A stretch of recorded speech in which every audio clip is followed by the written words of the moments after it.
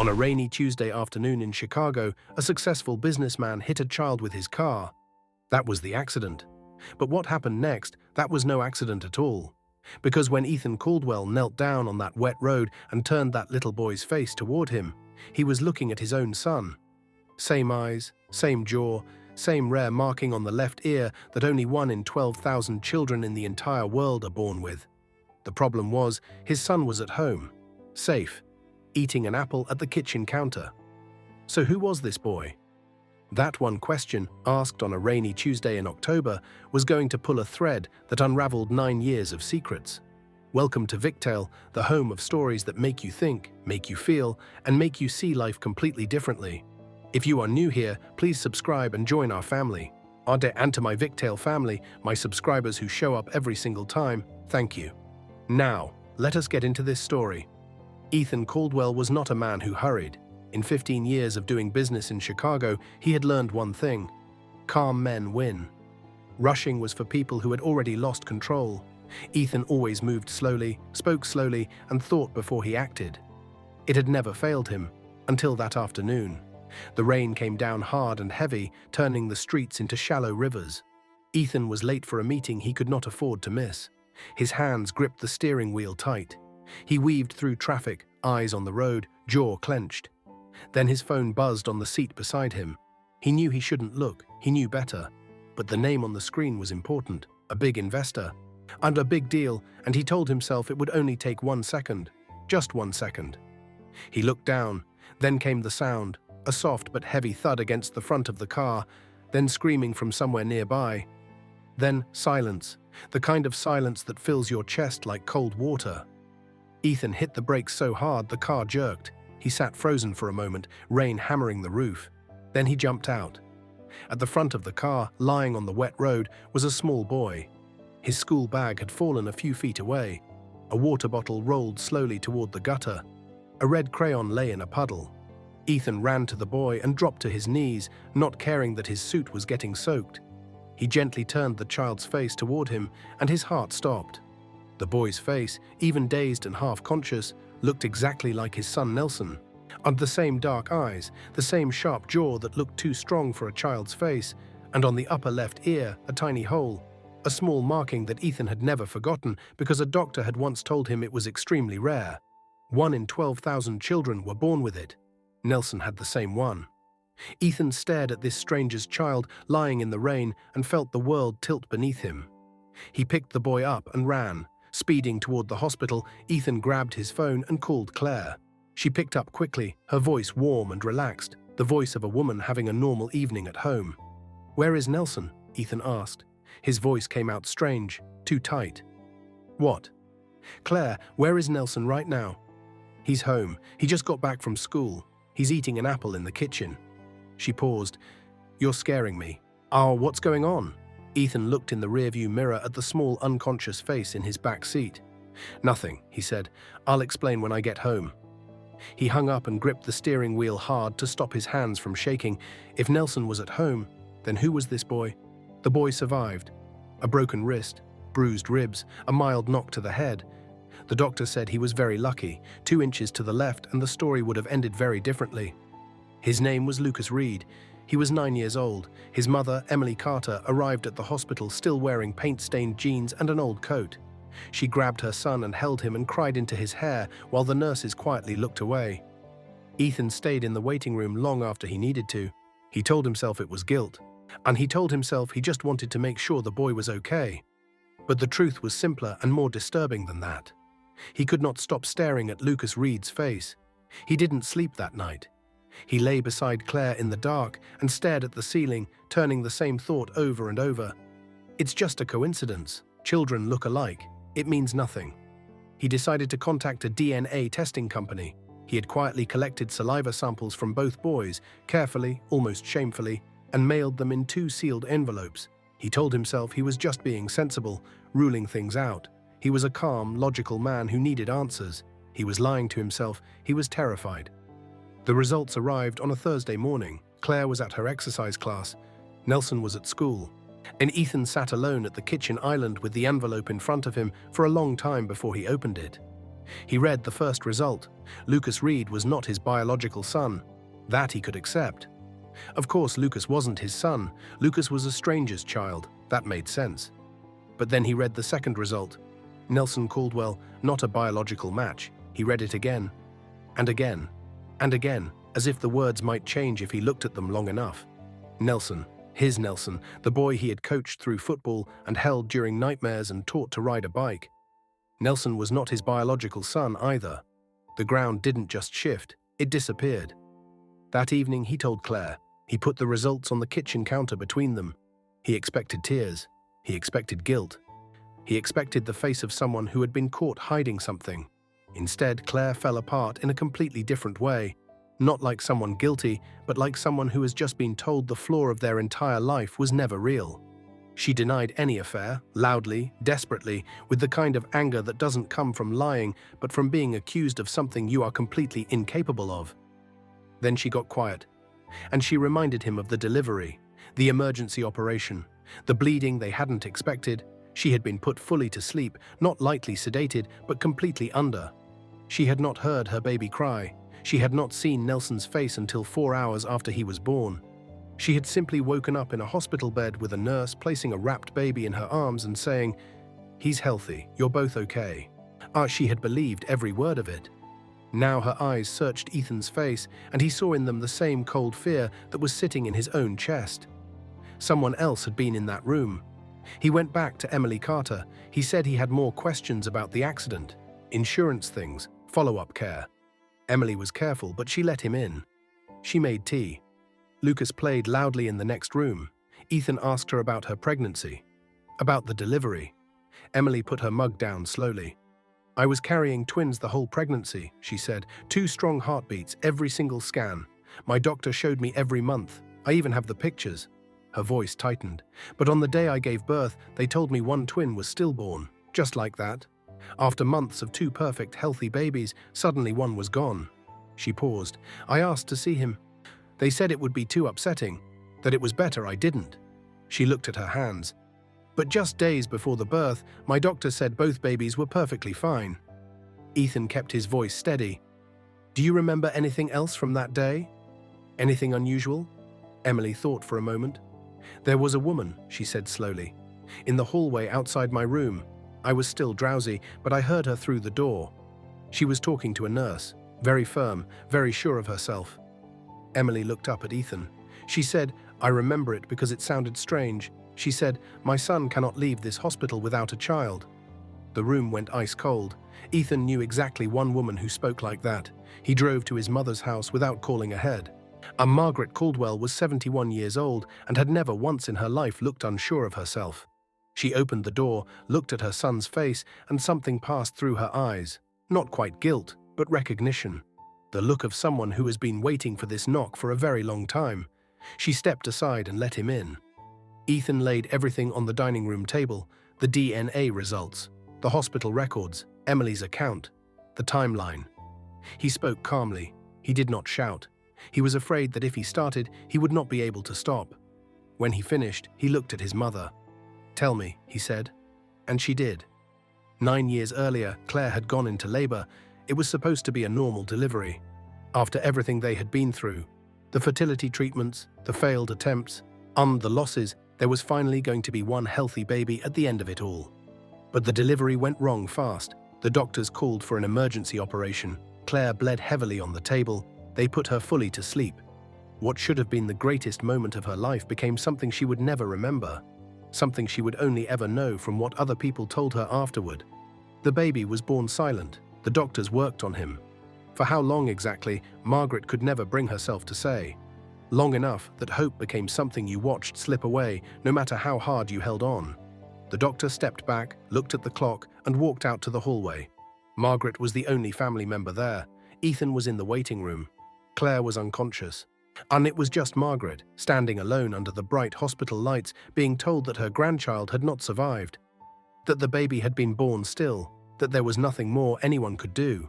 She stood in that hallway and felt the world fall away beneath her feet. Then she started walking, because standing still was where grief caught you. She was 2 doors down the hall when she stopped. A door was slightly open. Inside, a young woman lay sleeping, tired and pale from a long delivery. Beside her bed, a nurse moved quietly between two small beds. Two babies, both breathing, both alive. On the board beside the door, in clear letters, Carter, Emily, twin delivery, both healthy. Margaret stood in that doorway for a long time.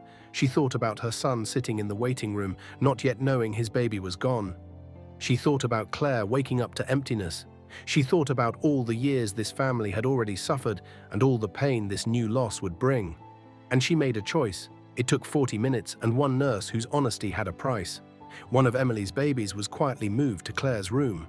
The baby Claire had delivered, her stillborn son, was placed into Emily's records, entered, documented, buried in paperwork as Emily's deceased twin. Emily was still drowsy from medication. She had no reason to question what the doctors told her. She never saw the baby they said had died. They told her it would be too painful. She believed them.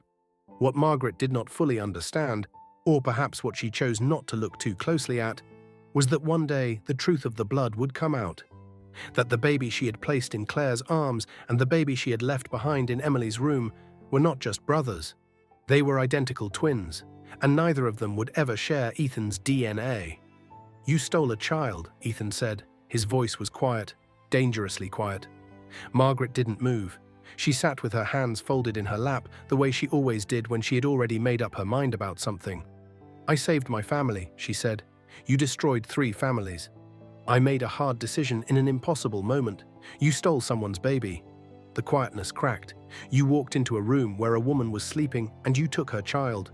You took one of her sons and buried the other one and let her cry over a grave that was never hers." Margaret's jaw went tight. She still had one son. She wasn't left with nothing. She lost her husband that same day. Something moved across Margaret's face, small, quick, like a door pushed open and immediately closed again. "I didn't know that would happen." "But you knew everything else." Ethan leaned forward. "You knew she was sedated. You knew she was alone and too weak to ask questions." His voice dropped low. "You chose her because she was in no position to fight back." Margaret said nothing. "Did you even find out her name?" Ethan asked. "In 9 years, did you ever once find out the name of the woman whose child you took?" The silence that followed was the loudest answer she could have given. Ethan stood up slowly. He looked around the room, family photos on every wall, Nelson's crayon drawing still stuck to the fridge from 2 Christmases ago, and a life built entirely around the idea of family and love and doing right by people. He picked up the DNA results from the table and folded them into his jacket pocket. "There is a woman," he said quietly, "who has spent 9 years thinking she buried her son. She raised Lucas alone, she worked herself to the bone. She grieved a child who is alive and at school right now." His voice broke on the last word, just for a moment, before he pulled it back. "She deserves to know the truth, all of it." He walked to the door. "I'll be the one to tell her," he said. "Not you. You don't get to be anywhere near that conversation." He left without looking back. He sat in his car outside his mother's house for a long time. He didn't call anyone. He didn't start the engine. And he just sat in the quiet with the rain tapping softly on the roof and let himself feel the full weight of what had just been confirmed. His mother had done this. Not a stranger, not a broken system or a greedy hospital. His mother. The woman who had held him when he cried as a child, who had packed his lunch every morning, who had told him more times than he could count that a good man always does the right thing no matter what it costs him. He pressed his hands over his eyes and held them there.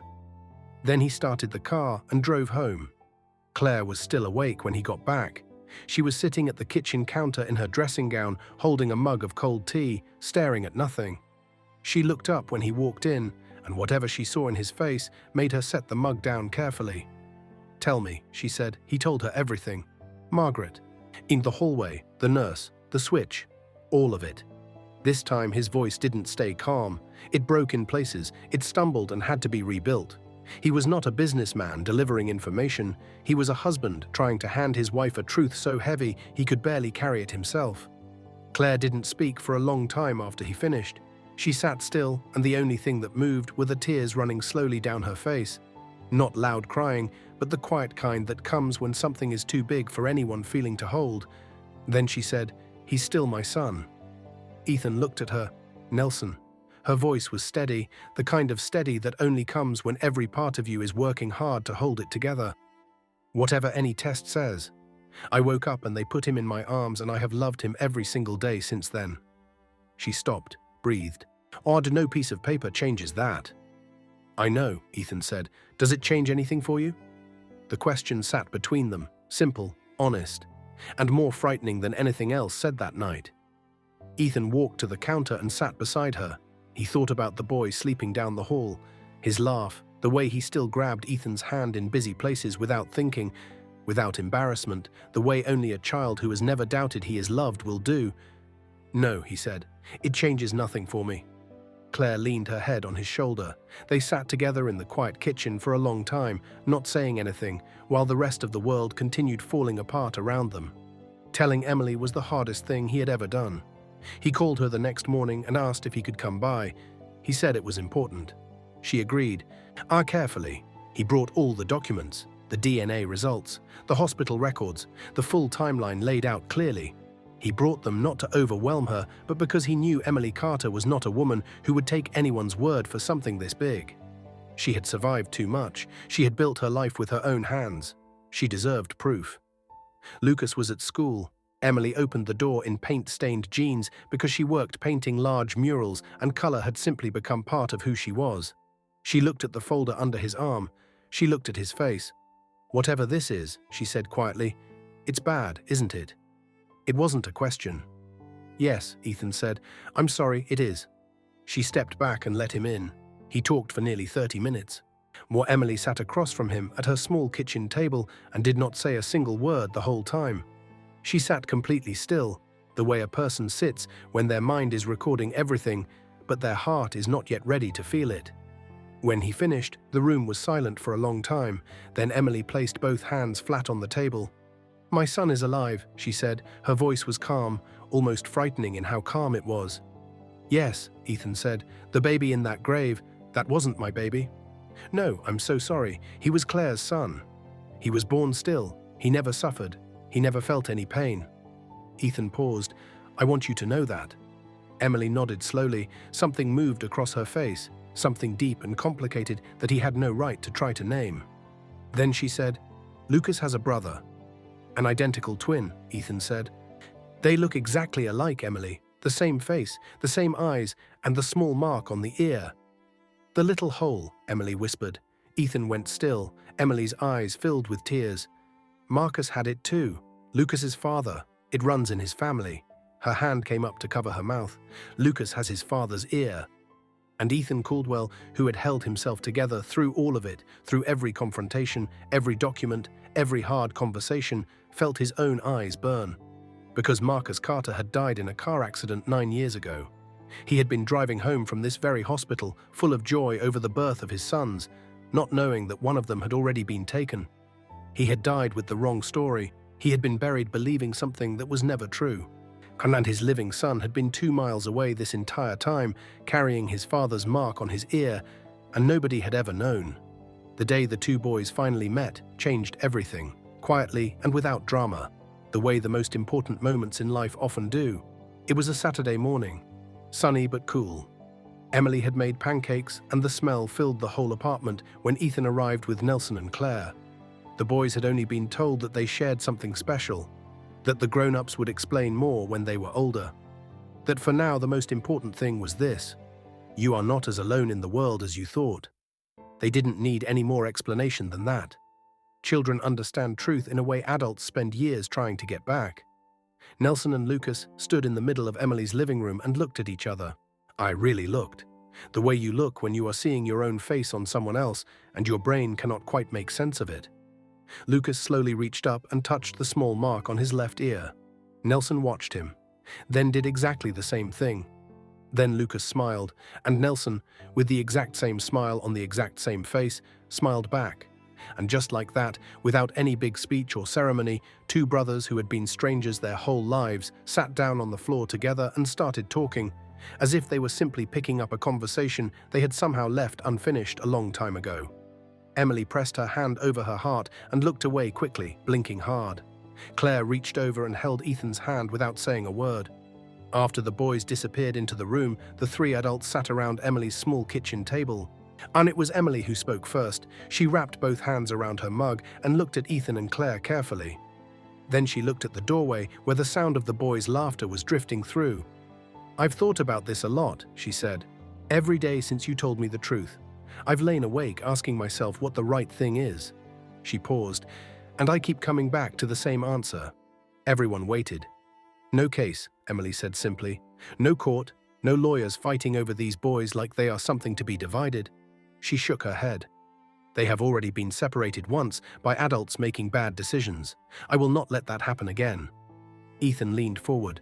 "Emily, let me finish." She said it gently but firmly. "Nelson has known your home his whole life. Your voices, your smell, your routines. I'm pulling him out of that, putting him through courts and judges and people arguing over where he should sleep. That would break him." She glanced toward the bedroom door. "And Lucas is settled here with me. This is his home, his school, his life." She looked at Claire. "I am not here to take your son from you, and I don't want anyone taking mine from me." Claire's eyes filled with tears. "Emily, what I want," Emily continued, her voice steady, "is for these boys to know each other. Properly, fully, like brothers should." She looked at Ethan. "Nelson stays with you. He visits us. Lucas comes to you. They grow up knowing each other, spending time together, being in each other's lives the way twins are supposed to be." She sat back. "That is enough for me. That is everything for me." The table was quiet for a moment. Oh, then Ethan said, "Are you sure?" Emily smiled, small and tired and completely certain. "I raised Lucas alone for 9 years. I buried a husband and a child I thought was mine in the same week, and I kept going. I am very sure." She looked down at her mug. "What I am not willing to do is spend the next 9 years in courtrooms while my son watches adults fight. He has already lost enough without knowing it." Ethan nodded slowly. He had to look away for a moment because his throat had tightened in a way he hadn't expected. Claire reached across the table and placed her hand over Emily's. Emily looked at it. Then she turned her hand over and held it. Two women who had every reason to be enemies, sitting in a small kitchen that smelled like pancakes, choosing something harder and better than anger. And he still coached Nelson's football team on Saturday mornings. He started showing up to Lucas's chess tournaments too. He was not Lucas's father. He never reached for that word. It wasn't his to take, but he was something. The man who had hit this boy with his car on a rainy Tuesday afternoon, and then spent every day after that making sure Lucas knew he was seen and valued and not forgotten. He called his mother twice in the months that followed. Both calls were short and careful and ended without resolution, like two people standing on opposite sides of a wide river, not yet sure if a bridge exists, not yet sure if they want one. He didn't know what the future of that relationship looked like. Some things don't have clean endings. Some things you simply learn to carry in a different way. On a Thursday evening in late October, Ethan picked Nelson up from a chess tournament across town. Nelson had taken up chess after Lucas, inevitably, had pulled him into it. On the drive home, stopped at a red light, Ethan glanced in the rearview mirror. Nelson had fallen asleep in the back seat. His head rested against the window. His mouth was slightly open. The streetlight outside caught the small mark on his left ear. Ethan looked at his son's sleeping face for a long moment. His son. The light turned green. He drove home. And that is the story of Ethan Caldwell. Before I let you go, I want to leave you with just one thought. Margaret thought she was acting out of love. But love that steals, love that lies, love that decides one family's happiness is worth more than another family's pain. That is not love. That is selfishness wearing love's clothing. Real love tells the truth. Real love stays. Real love shows up every single ordinary day without asking for credit. Ethan was not Nelson's biological father, but he was there. Every game, every nightmare, every red light on the drive home with a sleeping boy in the back seat. That is what made him a father. Not blood, not biology, just showing up. If this story touched something in you today, please hit that like button right now and subscribe to Victale. Every week we bring you stories that make you think, feel, and see life differently. And drop one comment below, just one word that describes how this story made you feel. I read every single comment and I cannot wait to hear from you. Thank you for watching. Until next time, take care of the people you love.